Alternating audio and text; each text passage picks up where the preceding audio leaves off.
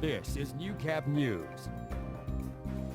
Good evening. Thank you for joining us. So, a wild hockey game last night, and you were there to see it front and center. Yeah, it was pretty crazy. Came back second game in a row. Comes down to the last dying minutes. So Nice. it was pretty crazy. Right. The highlights coming up. Perfect.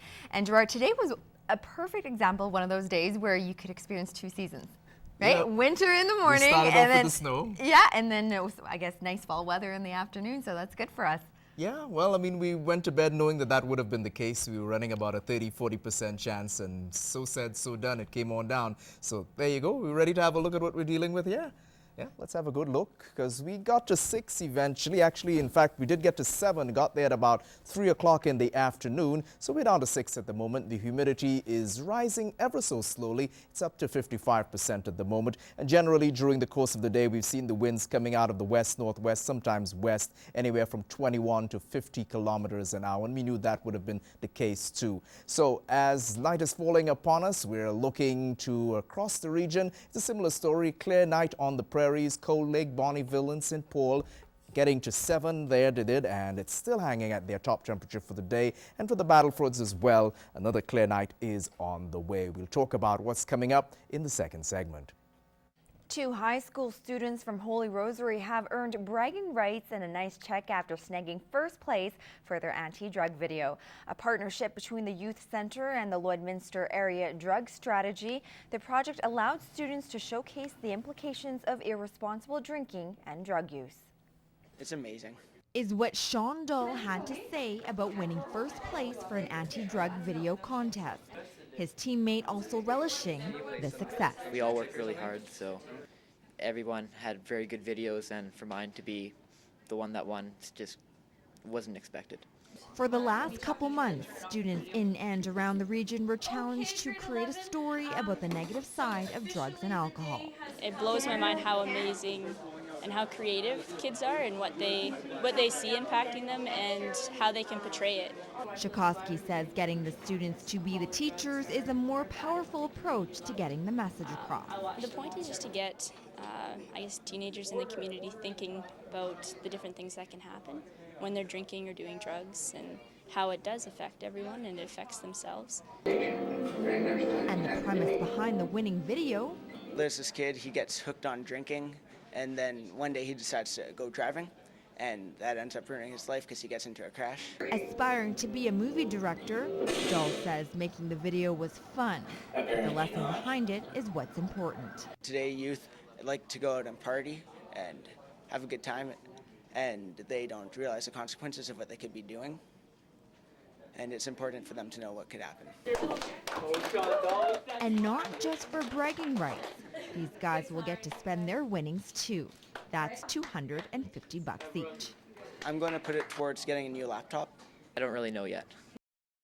A high school football field in northern Alberta was packed for a playoff game today, but the mood was somewhat somber. 4 players of the Grand Prairie Composite High School Warriors were killed in a crash near the town last weekend, and a 5th remains in hospital with head injuries. Despite strong winds and temperatures only slightly above freezing, many alumni and other people turned out to support the team. There were pictures of the players who died at a memorial underneath the scoreboard and another memorial located near the players' bench. A community memorial service is scheduled for tomorrow. 21-year-old Brendan Holobowich faces various charges in connection with the crash, including drunk driving causing death and leaving the scene of an accident. He is due to appear in court on Monday to face the alleged allegations against him. Grand Prairie Composite did their fallen team members proud, though, in today's game, trampling their opponent 40-0. One teenager is proving you don't have to be an adult to make a change in the world. Following a story we brought to earlier this week, 16-year-old Melissa John has blossomed into a leader. Today, making her debut at a fundraiser she headed. It's been a long time coming, but this teenager's dream of hosting a fundraiser for a cause close to her heart has finally come true. Looking to help stop human trafficking, exploited children in Cambodia, and freeing women from poverty, abuse, and exploitation. Inspired by another artist, Melissa John read about the problem of exploitation in a magazine. From then on, she realized her calling. Since then, it's kind of just been a journey learning what I'm supposed to do about it and where I can fit in there. And her passion has inspired others to help out. Her heart for women that have been trafficked is huge. And so we've fallen in love with her and the cause. Because of her young age and maturity beyond her years, John says she's received mixed reaction from the public. Sometimes people don't have the best attitudes towards teenagers. We're just young and silly. But for those who know John well, say she has yet to reach her potential. I think that you'll probably see and hear a lot from them in the years to come, and it probably will broaden much further than Vermilion or Lloydminster or Edmonton or those kinds of things. My expectations are huge. Proceeds from the art show will go towards the Samaritan's Purse, and John's goal is to raise $10,000.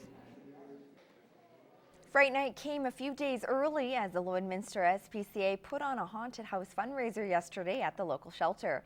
As Lauren Pullen explains, kids of all ages took up the opportunity to hop into their Halloween gear days before All Hallows Eve. It was a ghoulish good time at the local SPCA. From a haunted house tour to a tattoo parlor, the shelter was decked out in its Halloween finest for kids of all ages. We've had lots of little kids, all the way from little toddlers and strollers up to big men that we're trying to scare. And kids came out in full Halloween attire days before All Hallows Eve to take part. From dinosaurs to lions and even a few superheroes, the shelter had no shortage of costumes on display. It was great. Came for the kids and the activities in the haunted house. They seem to have a great time looking at all the animals and stuff, so it was a good time. And though the event was free fun for all, it was also to raise awareness of the SPCA's needs. We are always looking for donations, as we rely on 82% of our operating costs to be covered through fundraising and donations. So we're always looking for donations, but today it's just a fun community event for the family. The donation total is still being tallied, but Anderson says the overall reception was spooktacular. Lauren Pullen, Newcap News. Coming up next, a fatal crash has a bright side. After a plane plummeted in Richmond, BC, many local heroes are being recognized for their quick action. That story after break.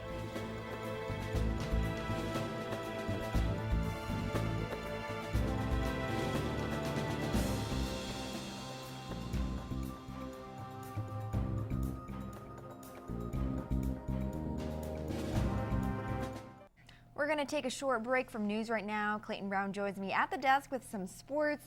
Lots of action for football. Semifinals are going on right now, and today you said there were, 3 games you covered? Yeah, there's 3 games, a lot of high school football and the bantam stuff as well. So we got all that coming up here in this section of sports. The Bonnyville Pontiacs are riding a modest 2-game win streak and have won 5 of their last 6. The Canmore Eagles, well, they're dead last in the AJHL with only 3 wins. But 2 of those wins came against the powerhouse Fort McMurray Royal Barons and the Camrose Kodiaks. The Eagles rolled into Bonnyville last night and gave the Pontiacs all they could handle. We'll pick things up in the second. It's 2-1 Bonnyville, and Kevin Carthy with the big open ice hit on captain David Claffey. Shortly after, the Pontiacs trying to restore their 2-goal lead on the power play, but Michael Salmon with a little highway robbery keeps it within 1. Moving to the third, still 2-1. Watch this. Luke Philp will go coast to coast, blowing by all 5 Pontiacs. But Curtis Honey, well, he's there to bail his team out. But Canmore would eventually find a way to tie this game up. On the 2-man advantage, the point shot gets through. The puck will rattle around a little out front before landing on the stick of Luke Simpson. It's all square at 2. Bonnyville back on their heels. But Honey again is keeping his team in it, and the Eagles not playing like a last-place team. But with under 2 to go, defenseman Blake Leask says enough is enough, and watch this kid skate as he flies down the ice and goes short side on Salmon. That's your game winner. And for the 2nd game in the row, the Pontiacs managed to win it in the dying minutes. they don't give up, and we knew that was going to be the case, and that's exactly what happened here. Again, we find a way to win, and that's important. We can take a lesson from it, but also get 2 points, and that's important going into a bit of a break for us. I had a bad game 2 or 3 games ago, and I just wanted to, this weekend, I just wanted to keep things simple, finish all my checks, keep my feet moving. So I think especially that second goal. The Canmore Eagles won't have any time for rest either, as they are set to face your Lloydminster Bobcats tonight. The Bobcats are coming off back-to-back losses to Fort Mac and the North Division worst, St. Albert Steel. So they look to turn things around against the woeful Eagles and get right back into that tight division race. As with a big 2 points, and the puck drop is at 7:30 at the Civic Center. It's playoff weekend for the high school football teams, but it's semifinal weekend for the Bantam teams as well. And today, the Lloydminster Mustangs kicked off against their rivals, the Chargers. In the first quarter, the cold conditions may be wreaking havoc as the Mustangs with the ball cough it up, and it'll get kicked around a little and the Chargers will recover. But nothing doing as the Chargers put it on the ground and end up turning it over on downs. Moving to the second quarter. Still scoreless, Mustangs QB looks end zone, but overthrows his receiver. This time the Mustangs make things a little simpler with a pass to the sidelines, and they're able to get the all-important first down. Next play. A little fake handoff as the QB will keep it himself. Here he goes, he keeps it right now, and he will take it all the way for the major. It's 7-0 Mustangs. The Chargers, well, they'll try to respond in the quarter, but the Mustangs defense is just too stingy. Mustangs would add a field goal before the end of the half, and they take this game 33-0 and head to the finals next week. Another couple of big matchups in the Wheatland Football League semifinals today. The St. Paul Lions were in town taking on the Holy Rosary Raiders for a berth in the finals, and Wainwright was visiting the Cold Lake Royals. It was a tough, hard-fought battle between Holy Rosary and St. Paul, but the Raiders came out on top 13-7. They will put their 8-0 unbeaten streak on the line next Saturday in the finals. And who will they be playing?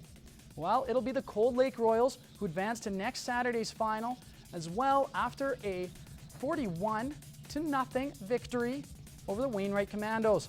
The Raiders beat the Royals 17-7 in the regular season. And that's our look at sports in this first section. Stay tuned. On paper, it looked like the Rustlers women's volleyball team had a great chance to continue their hot start to the season with a couple more wins against the St. Trojans, while the two men's teams put their perfect records on the line last night. We'll kick it off with the women first set. Kaya Morstad with the hit. That goes off the Rustlers' block.